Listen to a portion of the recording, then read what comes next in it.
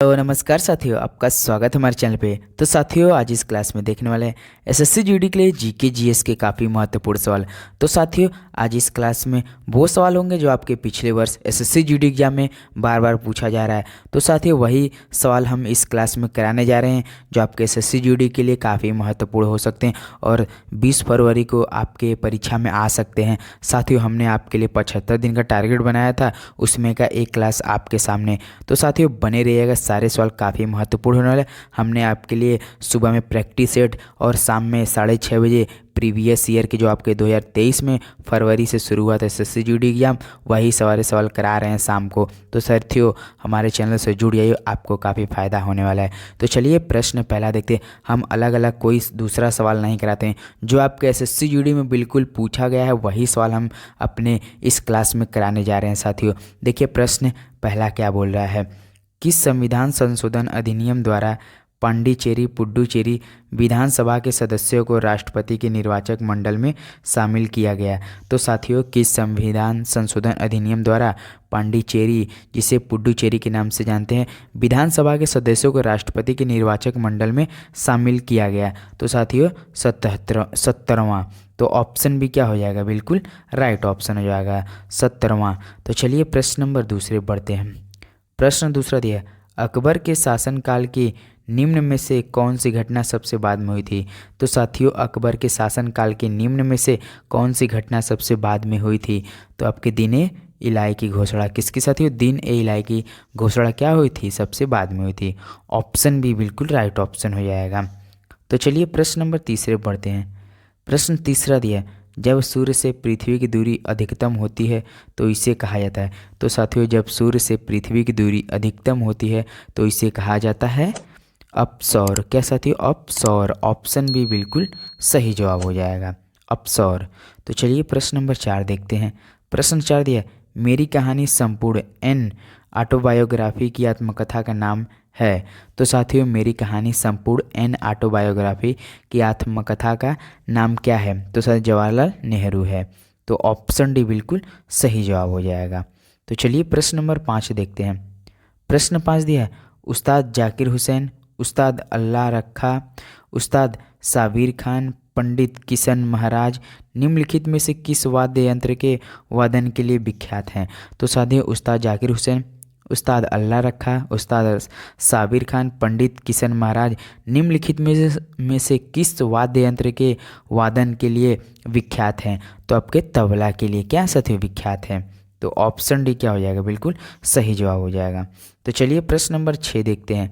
प्रश्न 6 दिया, ओणम का पर्व प्रमुख रूप से निम्नलिखित में से किस राज्य में मनाया जाता है? तो साथियों, ओणम का पर्व प्रमुख रूप से निम्नलिखित में से किस राज्य में मनाया जाता है? तो साथियों, ये सवाल आपके लिए क्या है? टेस्ट है। देखते हैं इस सवाल का जवाब हमें कौन कौन कमेंट करता है। ये सवाल तो साथियों जानते हैं आपके लिए एसएससी का काफ़ी फेमस से सवाल है, हर एग्जाम में पूछ लेता है। ओणम का प्रमुख रूप से किस राज्य में मनाया जाता है त्यौहार? तो आप क्या करेंगे साथियों? आप इस सवाल का जवाब हमें क्या करेंगे? कमेंट करेंगे। तो चलिए प्रश्न नंबर 7 देखते हैं। प्रश्न 7, भारत का वह राज्य जहां विश्व के थोरियम का विशाल भंडार है? तो साथियों, भारत का वह राज्य जहां विश्व के थोरियम का विशाल भंडार है, तो साथियों कौन सा राज्य है? केरल है। तो याद रखिए केरल, ऑप्शन ही बिल्कुल सही जवाब है। तो चलिए प्रश्न नंबर 8 देखते हैं। प्रश्न 8 दिया है, निम्नलिखित में से कौन सा ज्वालामुखी प्रशांत महासागर का ज्वालावृत्त के अंतर्गत आता है? तो साथियों, निम्नलिखित में से कौन सा ज्वालामुखी प्रशांत महासागर का ज्वालावृत्त के अंतर्गत आता है? तो आपका फ्यूजियामा। कौन सा दिए? फ्यूजियामा। ऑप्शन डी बिल्कुल सही जवाब है। तो प्रश्न नंबर 9 देखते हैं। किसी राजनीतिक दल को राष्ट्रीय पार्टी के रूप से मान्यता प्राप्त करने हेतु कम से कम 3 अलग अलग राज्यों में से लोकसभा की सीटों का कितने प्रतिशत जीतना अनिवार्य है? तो साथियों, जो कोई राजनीतिक दल होता है राष्ट्रीय पार्टी के रूप में मान्यता प्राप्त करने के लिए कम से कम 3 अलग अलग राज्यों में से या लोकसभा की सीटों का कितने प्रतिशत जीतना अनिवार्य होता है? तो कितने प्रतिशत साथियों? 2% क्या होता है? जीतना अनिवार्य होता है उन लोगों को। तो ऑप्शन ही बिल्कुल सही जवाब हो जाएगा, याद रखिए। तो चलिए प्रश्न नंबर 10 देखते हैं। प्रश्न 10 दिया है, भारतीय संविधान में मौलिक कर्तव्यों का उल्लेख किस अनुच्छेद में किया गया है? तो साथियों भारतीय संविधान में मौलिक कर्तव्यों का उल्लेख किस अनुच्छेद में किया गया है? तो अनुच्छेद 51A में किया गया है साथियों। तो ऑप्शन सी बिल्कुल सही जवाब है। तो चलिए प्रश्न नंबर 11 देखते हैं। प्रश्न 11 दिया है, आँख का रंग किस में मौजूद वर्णक पर निर्भर करता है? तो साथियों आँख का रंग किस में मौजूद वर्णक पर निर्भर करता है? तो आइरिस में, याद रखिए आइरिस में। ऑप्शन भी बिल्कुल सही जवाब है। तो चलिए प्रश्न नंबर 12 देखते हैं।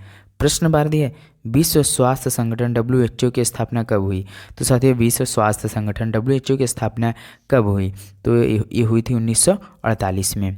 ऑप्शन ए बिल्कुल सही जवाब है। तो चलिए प्रश्न नंबर 13 देखते हैं। प्रश्न 13 दिया, चर्चित किताब हेलमेट किसके द्वारा लिखी गई थी? तो साथियों चर्चित किताब हेलमेट किसके द्वारा लिखी गई थी? तो आपके विलियम शेक्सपियर के द्वारा लिखी गई थी। तो ऑप्शन ही बिल्कुल सही जवाब हो जाएगा। तो चलिए प्रश्न नंबर 14 देखते हैं। प्रश्न 14 दिया, उबेर कप का संबंध किससे है? तो साथियों उबेर कप का संबंध किससे होता है? तो आपके विश्व बैडमिंटन से, जो कि महिला के लिए से संबंध होता है। ऑप्शन ही बिल्कुल सही जवाब हो जाएगा। तो चलिए प्रश्न नंबर 15 देखते हैं। प्रश्न 15 दिया है, कौटिल्य का संबंध निम्नलिखित में किस विश्वविद्यालय से था? तो साथियों कौटिल्य का संबंध निम्नलिखित में किस विश्वविद्यालय से था? तो आपका तक्षशिला से संबंधित था। ऑप्शन डी बिल्कुल सही जवाब हो जाएगा। तो चलिए प्रश्न नंबर 16 देखते हैं। प्रश्न 16 दिया, निम्नलिखित में से किस सिख गुरु को जहांगीर ने मृत्यु दंड दिया था? तो साथियों निम्नलिखित में से किस सिख गुरु को जहांगीर ने मृत्यु दंड दिया था? तो किसको दिया था? गुरु अर्जुन देव को दिया था। तो ऑप्शन डी क्या है? बिल्कुल सही जवाब हो जाएगा, गुरु अर्जुन देव। तो प्रश्न नंबर 17 देखते हैं। प्रश्न 17 दिया, हिंदुस्तान सोशलिस्ट रिपब्लिकन एसोसिएशन के संस्थापक नेताओं में एक थे। तो साथियों हिंदुस्तान सोशलिस्ट रिपब्लिकन एसोसिएशन के संस्थापक नेताओं में एक थे। तो साथियों कौन थे? भगत सिंह थे। तो ऑप्शन भी क्या है? भगत सिंह बिल्कुल राइट ऑप्शन है। तो प्रश्न नंबर 18 देखते हैं। प्रश्न 18 दिया, निम्न में से कौन सा कर प्रत्यक्ष कर नहीं है? तो साथियों निम्न में से कौन सा कर प्रत्यक्ष कर नहीं है? तो आपके बिक्री कर नहीं है।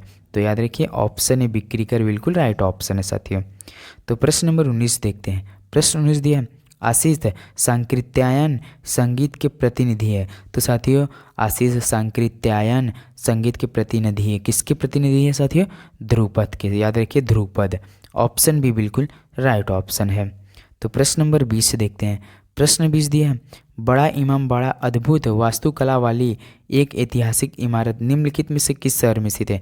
तो साथियों बड़ा इमाम बाड़ा अद्भुत वास्तुकला वाली एक ऐतिहासिक इमारत निम्नलिखित में से किस शहर में स्थित है? तो ये आपका लखनऊ में स्थित है। तो साथियों जानते हैं आपके SSC GD में 20 सवाल आते हैं, वही सवाल हम इस क्लास में कराए हैं साथियों। आपके लिए ये सारे सवाल इंपॉर्टेंट है। अगर हमारे चैनल पे साथियों जरूर सब्सक्राइब किया, आपके लिए काफ़ी फ़ायदेमंद और काफ़ी अच्छे प्रैक्टिस सेट अभी प्रीवियस ईयर अपलोड होने जा रहा है साथियों। एक सुबह में 10:30 बजे आता है, 10 बजे आता है, एक शाम में 6:30 बजे से। साथियों हमारे चैनल से जरूर जुड़िए। तो चलिए दोस्तों आज के लिए बस इतना ही, मिलते हैं अगली वीडियो में। तब कहते हुए जय हिंद जय भारत।